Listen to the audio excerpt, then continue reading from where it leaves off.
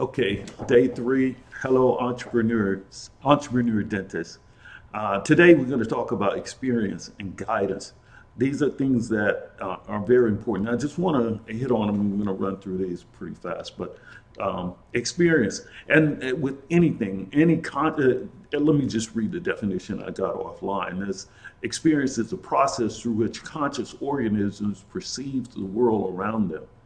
But most of us are afraid. My spiritual leader talked about that. I had a slide on that. Let me see if I did put it in here.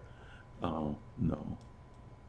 But anyway, Dr. Robert Harris talked about that, how that he gets calls all the time of people that don't want to go through the experiences in life.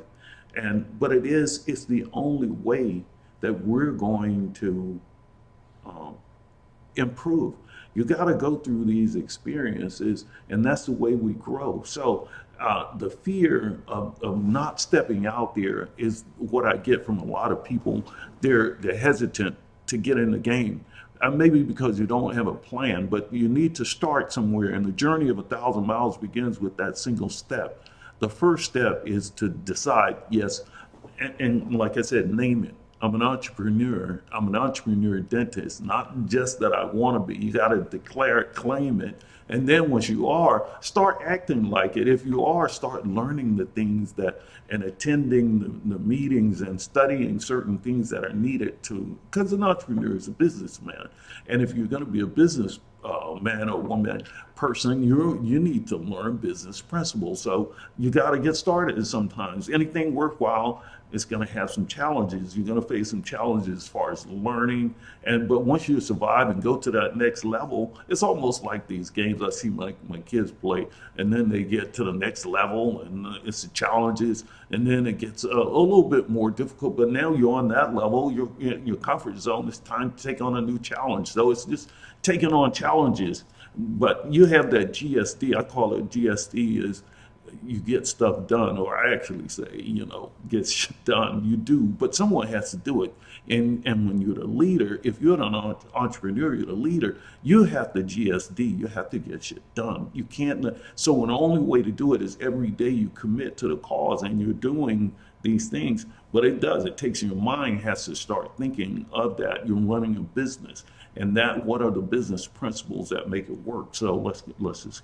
But the experience is the education. We have to be able to codify our losses as a price of education. It's also worthwhile to invest in this entrepreneurial education and sometimes even motivational things. But if you're in the game, you got to learn the rules of the game. So you got to study some of these things. But the rewards are huge. And if you're going to take on risk, how are you going to do risk mitigation unless you have the knowledge? You got to study so that you understand what it is you're doing, or else you're lost, and that's where you're afraid because you don't know.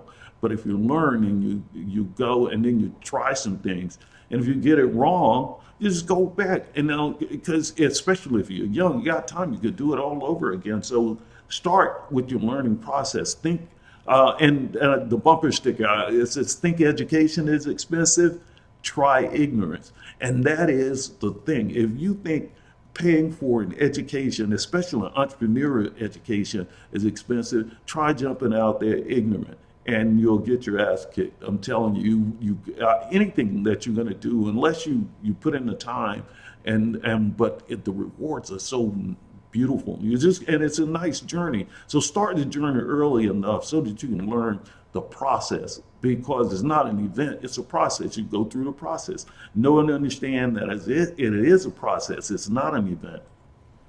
So remember this. When you're out there, you're doing everything, you think you're doing it right, anything can pop up. Shit happens. And that's another bumper sticker. Some of them, and the reason these things are on the bumper sticker, they're true to life. You're not going to get it right every time. Sometimes you got to go back and do it over again, redo it, and then you can go forward. This is especially true if you're delegating out and you got to learn to delegate. And then sometimes when you're delegating, you're trying to give your vision to someone else and they can't really understand it, and they go and do, and a lot of people assume that the reason you're hiring them is to do what they think you're thinking that they can do. But really, the reason, especially when I hire someone, is to do what I have in my mind, what I want them to do. I'm not hiring them to do something that they have to think up for themselves, or I'm lost, you know. But sometimes you got to write it off as the cost of education. Learn from it. You know, with sports, they go back and they watch film. Every game, they got to go back and watch film. Some people watch it over and over again, call them students of the game. You know, always use Chris Paul is one of my favorite. But they say, and the reason he's out there, he knows everything about it. He's a fanatic. You know, he, LeBron, those kind of guys, just watching film and going back and just going over it. You got to get it right.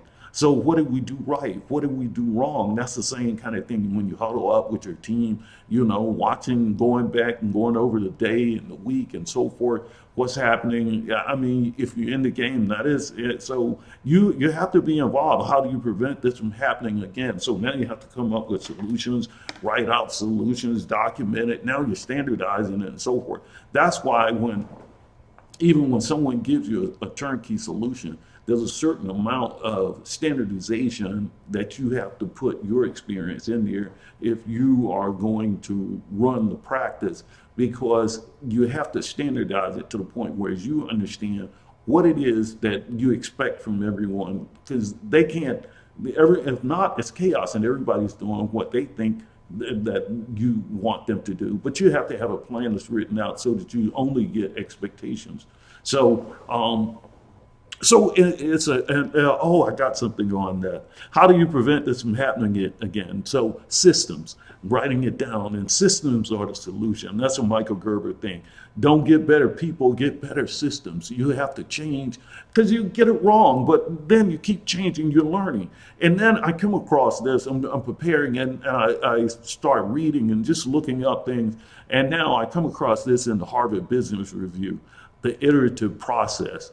That's the word I always had problems with, iterative, but an iterative process, the lean startup. So, while they're doing, the MBAs and writing these papers and come up with these things about let me click on this. I don't want to get too off on it, but this sounds like the stuff I've been doing all my life, but they have a summary here. In the past few years, a new methodology of launching companies called the lean startup has begun to replace the old regime. Traditional venture founders would write a business plan complete with a 5-year forecast used to raise money, and then go stealth in the stealth mode and develop an offering, all without getting much feedback from people anyway. Anyway, what it's saying is now the strategy, let me see.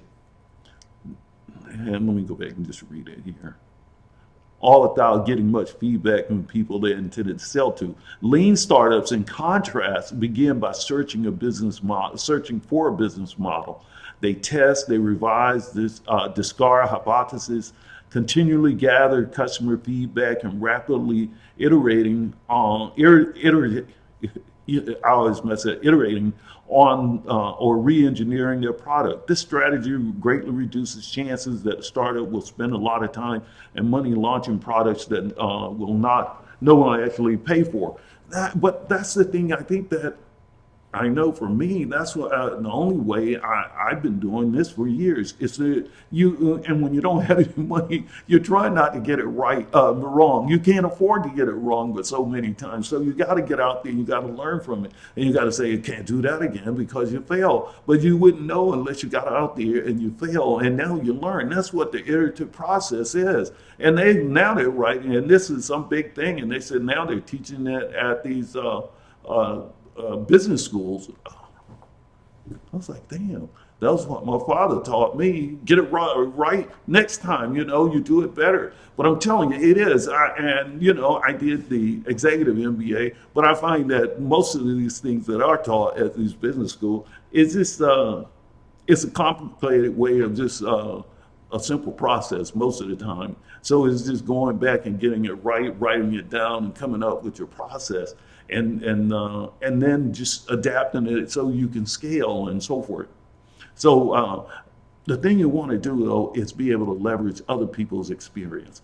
And like I said, other people's money, other people's time, OPM, OPT, and then OPE, other people's experience. And that's if they have a business platform and it allows you to get on the freeway faster and get into the diamond lane, that might be what you're looking for. Now in dentistry, there's no franchise, but look in a similar kind of manner. The thing is, and that's why DSOs work for different people. And there's so many different DSO platforms out there.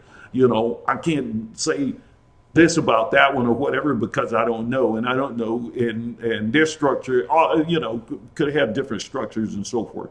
But I think it works for someone that isn't willing to build their own platform.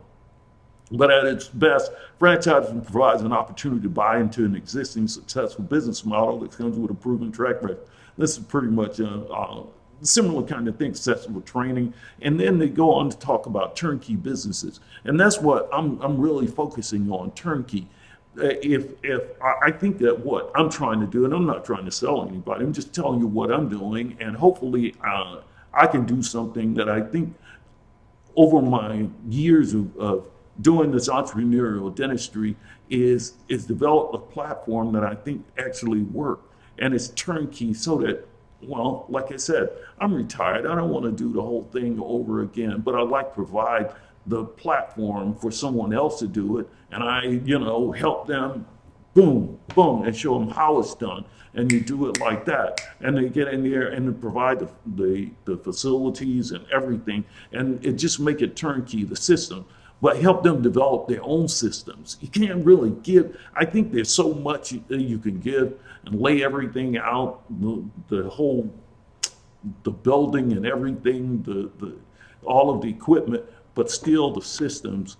You have to sit there, and the person who's going to be there and manage and run it have to understand and be a part of writing systems. So standardizing and writing system. Turnkey business is one built on someone else's experiences and packaged based on their failures, successes, and projections. So turnkey businesses, I think that's the thing that's happening now, because I'm telling you, right in the midst of change, and when you can take advantage of it and ride it, the person who's prepared when the change starts to happen, who's prepared for the market, is going to do well. I'm telling you, and it's not that anything here or whatever. You know, I just been blessed that things just fall in place for me, and you know, I just think we're prepared. Well, take for instance, I'll give you this. This is a building I found. I said, well, you know, now that I sold my businesses, I said let's turn it into a dental building,